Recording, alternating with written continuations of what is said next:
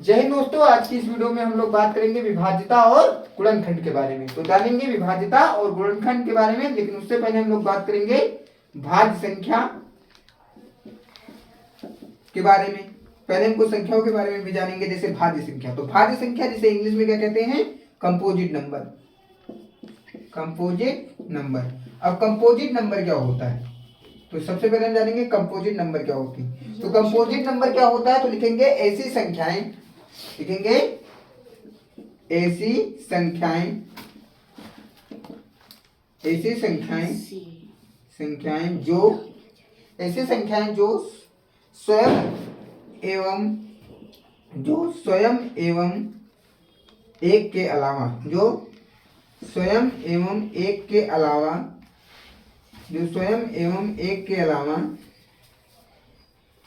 अन्य किसी भी संख्या से कट जाए, अन्य किसी भी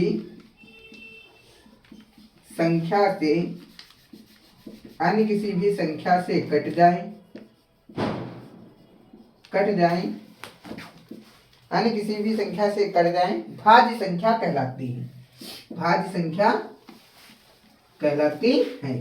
तो भाज्य संख्या किसे कहते हैं? तो हमने डेफिनेशन लिख दिया है, परिभाषा एक बिल्कुल सरल शब्दों में लिख दी है हमने।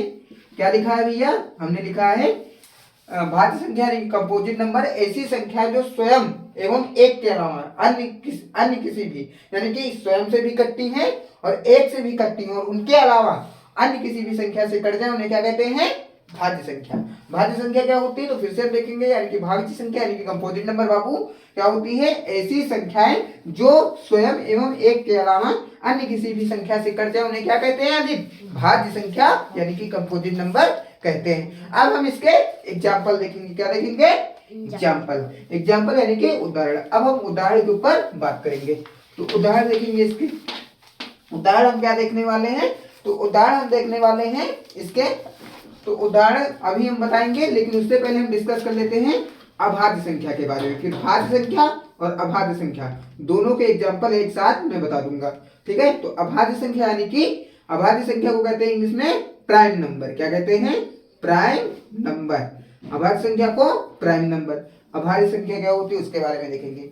ऐसी संख्याएं, क्या? ऐसी संख्याएं, ऐसी संख्याएं, ऐसी संख्याएं जो केवल, ऐसी संख्याएं जो केवल, जो केवल स्वयं, ऐसी संख्याएं जो केवल स्वयं व एक के अलावा, स्वयं व एक के अलावा, स्वयं व एक के अलावा किसी अन्य संख्या से, स्वयं व एक के अलावा किसी अन्य संख्या से, किसी अन्य संख्या से नहीं कटती, किसी अन्य संख्या से नहीं कटती, नहीं कटती अभाज्य संख्या कहलाती है। अभाज्य संख्या कहलाती है। अभाज्य संख्या कहलाती है। तो अब देखेंगे, ज्ञान देखेंगे। पहले हमने भाज्य संख्या देखा, तो भाज्य संख्या में हमने क्या पढ़ा? ऐसी संख्याएं जो एक और स्वयं के अलावा अन्य किसी संख्या से कटती हैं, तो उन्हें क्या कहते हैं? भाज्य संख्या कहते हैं। अभाज्य संख्या क्या होती हैं? ऐसी संख्याएं, यानी कि ऐसी संख्याएं जो केवल स्वयं और एक के अलावा अन्य किसी संख्या से नहीं कटती, उन्हें क्या कहते हैं? अभाज्य संख्या कहते हैं। तो भाज्य संख्या किसे कहते हैं भैया? भाज्य संख्या उन्हें कहते हैं जो केवल किससे भाज्य संख्या किन्हें कहते हैं? जो स्वयं और एक के अलावा अन्य किसी भी संख्या से कट जाती हैं। अभाज्य संख्या जो केवल एक से कटती हैं और स्वयं से कटती हैं, ठीक है? इतना हमने देख लिया। अब भाज्य और अभाज्य समझ में आ गया होगा। अब हम लोग इसको कुछ कंपेयर करके देखते हैं, हम तुमको थोड़ा सा समझाते हैं भाज्य और अभाज्य संख्या के बारे में। जैसे हमने कहा आपसे, हमने कहा 2, क्या कहा? 2, हमने कहा 6, हमने कहा 3, हमने कहा 14, हमने कहा 28, और हमने कहा 29 यानी कि 29, हमने कहा 37, हमने कहा 42, हमने कहा। अब इन संख्याओं में तुमको क्या करना है? भाज्य और अभाज्य संख्याएं बतानी है, ठीक है? तो अभी तक हमने क्या पढ़ा था भैया? हमने अभाज्य संख्या, यानी कि अभाज्य संख्या में हमने क्या पढ़ा? अभी हमने अभाज्य संख्या में पढ़ा था कि अभाज्य संख्या किसे कहेंगे? जिसके केवल दो गुणनखंड होते हैं। कौन कौन दो गुणनखंड होते हैं, यानी कि कौन किस किस संख्या से कटती है, तो एक से और स्वयं से। किसे किसे कटती है, एक और स्वयं से। किसे किसे, एक और स्वयं से। और भाज्य संख्या क्या होती है, भाज्य संख्या इसके विपरीत होती है। भाज्य संख्या कैसे होता है, भाज्य संख्या यानी कंपोजिट नंबर, वो एक से भी कटती हैं और स्वयं से भी कटती हैं और अन्य किसी भी संख्या से भी कटती हैं। ठीक है। अब जैसे हमने कहा दो, हमको क्या बताया, हमने कहा बताओ अच्छा दो कैसी संख्या है, तो दो एक के पहाड़े में आती है और दो के, एक कम एक, दो दो कम दो। ठीक है, एक दो के पहाड़े में आता है और एक के पहाड़े में, सिर्फ एक और दो से कटता है। ये किससे किससे कट रहा है, पहली बात तो एक से कट रहा है, दूसरी बात एक यानी कि स्वयं संख्या से, और फिर उसके बाद एक से कट रहा है, फिर उसके बाद स्वयं संख्या से कट रहा है, एक और स्वयं संख्या। तो जो संख्याएं एक और स्वयं संख्या से कटती हैं उनको क्या कहते हैं, अभाज्य संख्या। तो दो दो कैसी संख्या होगी, भाज्य होगी कि अभाज्य, अभाज्य संख्या। अच्छा अब हम 6 के ऊपर बात करेंगे, किसके ऊपर, 6 के ऊपर। तो 6 कैसे हम बात करेंगे, 6 किस किस से कटती है, एक से, एक के पहाड़े में तो आती है। ठीक है, एक के पहाड़े में एक से तो कटेगी, फिर उसके बाद 2 ताई 6, 3 दूना 6 और 6। अब इसमें देखो एक यानी कि दो संख्याओं से ज्यादा, यानी कि अपने आप से भी कट रही है और एक से भी कट रही है और भी संख्याओं से कट रही है, तो ये क्या होगी, भाज्य संख्या। क्या होगी, भाज्य संख्या। ये क्या होगी, भाज्य संख्या। इसी तरह से हम किसके ऊपर बात करेंगे, 3 के ऊपर। किसके ऊपर बात करेंगे, 3 के ऊपर। तो 3 जो है वो किस किस से कट रही है, एक से और 3 से, और किसी से कटती है नहीं, सिर्फ एक से कट रही है और स्वयं संख्या से, तो ये क्या होगी, अभाज्य संख्या। क्या होगी, अभाज्य संख्या। ये क्या होगी, अभाज्य संख्या। अब उसी तरह से हम बात करेंगे 14 के ऊपर। किसके ऊपर, 14 यानी कि 14 के ऊपर। तो 14 किससे किससे कटता है, एक से कटता, 2 से कटता, 7 से कटता और 14 से कटता। तो ये कैसी संख्या होगी, ये होगी भाज्य संख्या। कैसी होगी, भाज्य संख्या। इसी तरह से हम लोग बात करेंगे 28 के ऊपर। एक से कटता, 2 से कटता, 4 से कटता, 7 से कटता, 14 से कटता और 28 से कटता। यानी कि इसके 2 से ज्यादा गुणनखंड है ना, तो जब 2 से ज्यादा गुणनखंड होंगे तो ये क्या होगी, भाज्य संख्या। क्या होगी, भाज्य। जब केवल 2 गुणनखंड होंगे तो क्या होगी, अभाज्य संख्या। ठीक है। 29 यानी कि 29 बात करती हैं तो एक से कटती है और 29 और किसी संख्या से नहीं कटती, तो ये क्या होगी, अभाज्य संख्या। हमने बात किया 37 किससे किससे कटती है, एक से कटती है और किससे कटती है, 37 से। तो ये कैसी संख्या होगी, अभाज्य संख्या। हमने कहा 42 किससे किससे कटती है, एक से कटती है, 2 से कटती है, 3 से कटती है, 6 से कटती है, 7 से कटती है, 14 से कटती है, 21 से कटती है और किससे कटती है, 42 से।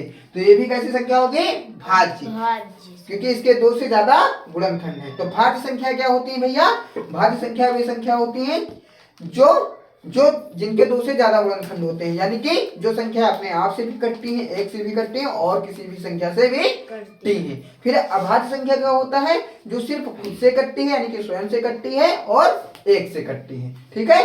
अभाज्य संख्या यानी कि स्वयं से कटती है और एक से कटती है। भाज्य संख्याएं जो स्वयं से भी कटती हैं, एक से भी कटती हैं और किसी से भी कट जाती हैं। तो भाज्य समझ में आ गया कि नहीं,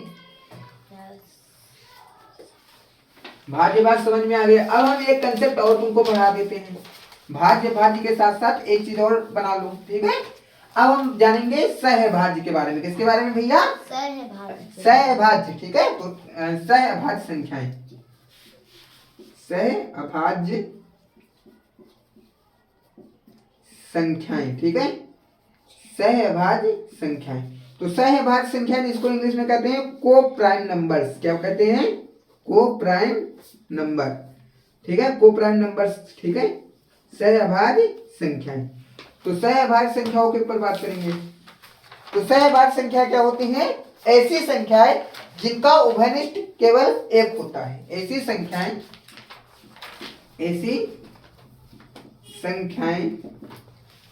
जिनका उभयनिष्ठ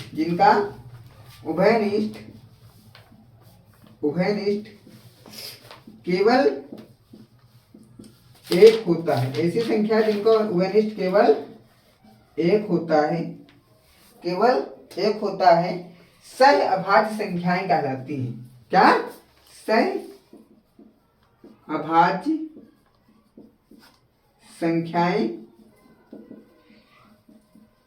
कहलाती हैं। ठीक है, सहभाज्य संख्या किसे कहते हैं?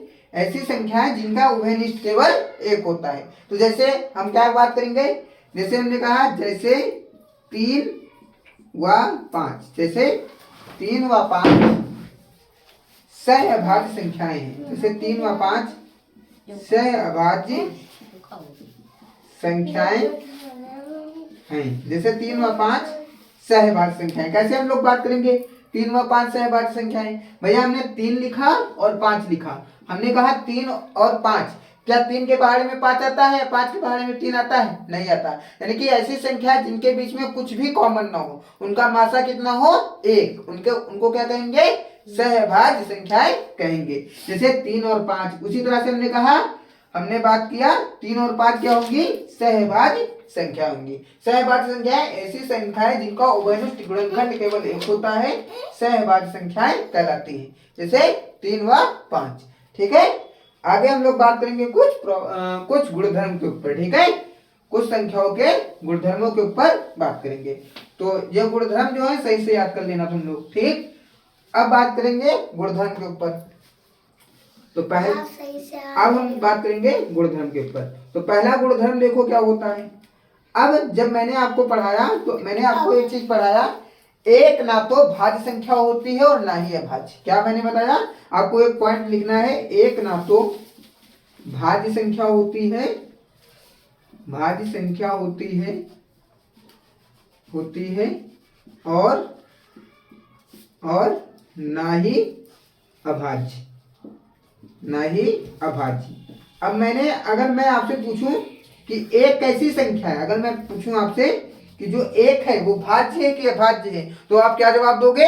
कि सर जी ना एक भाज्य है और ना ही एक अभाज्य है। आप बोलोगे ना एक भाज्य है और ना ही एक अभाज्य, यानी कि एक ना तो भाज्य है और ना ही अभाज्य है, एक ना तो कंपोजिट नंबर है और ना ही प्राइम नंबर है। तो क्यों नहीं है? तो मैंने बताया था अगर कोई संख्या प्राइम होगी, क्या होगी?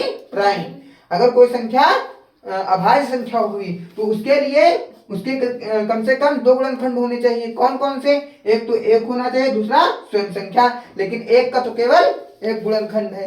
ठीक है, तो इसलिए एक ना तो अभाज्य संख्या है और ना ही भाज्य संख्या। ठीक है, एक ना तो भाज्य संख्या होती है और ना ही अभाज्य से।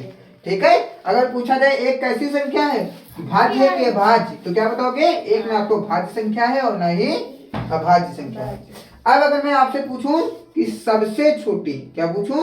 सबसे छोटी अभाज्य संख्या कौन सी है? अगर मैं पूछूं सबसे छोटी अभाज्य संख्या, अगर आपसे पूछा जाए सबसे छोटी अभाज्य संख्या कौन सी है, तो सबसे छोटी अभाज्य संख्या मैंने बताया एक ना तो भाज्य और ना ही अभाज्य ना, तो कौन सी होगी? 2। कौन सी होगी? 2, क्योंकि 2 के कितने गुणनखंड हैं? 2, एक और दूसरा 2, यानी कि स्वयं संख्या। तो सबसे छोटी अभाज्य संख्या कौन सी होगी? 2। सबसे छोटी अभाज्य संख्या 2। ठीक है, एक ना तो भाज्य संख्या होती है और ना ही अभाज्य संख्या। ठीक है, अब हमने कहा क्या बताया था? मैंने भी बताया अभाज्य संख्या। एक चीज और नोट कर लो कि अभाज्य संख्या, क्या नोट करोगे? अभाज्य संख्या। अभाज्य संख्याओं के क्या नोट करोगे? अभाज्य संख्याओं के सदैव 2 गुणनखंड होते हैं। क्या नोट करोगे? अभाज्य संख्याओं के सदैव 2 गुणनखंड होते हैं। कितने गुणनखंड होते हैं अभाज्य संख्याओं के? 2 गुणनखंड होते हैं। कौन कौन से वो गुणनखंड होते हैं वो भी हमने आपको बताया था। एक तो होता है स्वयं संख्या तथा एक। कौन कौन होते हैं? स्वयं संख्या तथा एक। कौन कौन से होते हैं? स्वयं संख्या तथा एक। स्वयं संख्या तथा एक। ठीक है, अब अच्छा मैंने क्या बताया था? भाज्य संख्या क्या होती है? मैंने बताया था कि भाज्य संख्या क्या होती है। तो भाज्य संख्या के बारे में भी मैं आपको ऊपर लिख के दे रहा हूँ। ठीक है, भाज्य संख्या क्या होती है? तो भाज्य संख्या है। ठीक है, तो भाज्य संख्या के बारे में जान लो। भाज्य संख्या, ठीक है, तो भाज्य संख्या मैंने बताया था आपको। तो भाज्य संख्या को मैंने क्या बताया था? भाज्य संख्याओं के 2 से अधिक गुणनखंड होते हैं। क्या होता है? भाज्य संख्याओं के 2 से अधिक गुणनखंड होते हैं। भाज्य संख्याओं के कितने गुणनखंड होते हैं? 2 से ज्यादा, ठीक है। और अभाज्य संख्या के 2। अब ये सारी चीजें हम लोग फिर से बात कर लेते हैं। मैंने कहा है एक कैसी संख्या है, तो एक ना तो भाज्य संख्या होती है और ना ही अभाज्य संख्या। अगर आपसे पूछा जाए सबसे छोटी अभाज्य संख्या कौन सी होती है, तो 2 होती है। फिर आपसे पूछा जाए अभाज्य संख्याओं के सदैव कितने गुणनखंड होते हैं, तो अभाज्य संख्याओं के सदैव 2 गुणनखंड होते हैं। एक स्वयं संख्या तथा दूसरा कौन सा होता है, 1। फिर उसके बाद मैंने बताया था भाज्य संख्या, तो भाज्य संख्या क्या होती है, भाज्य संख्याओं के 2 या 2 से अधिक गुणनखंड होते हैं, ठीक है। जैन साथियों, आज की इस वीडियो को हम लोग यहीं तक रखेंगे। उम्मीद करता हूँ कि यह वीडियो आप लोगों को पसंद आई हो। अगर वीडियो पसंद आए तो चैनल को लाइक करें, वीडियो को लाइक करें, चैनल पर नए हो तो चैनल को सब्सक्राइब करें। जय हिंद। अब बताओ फीस तुम।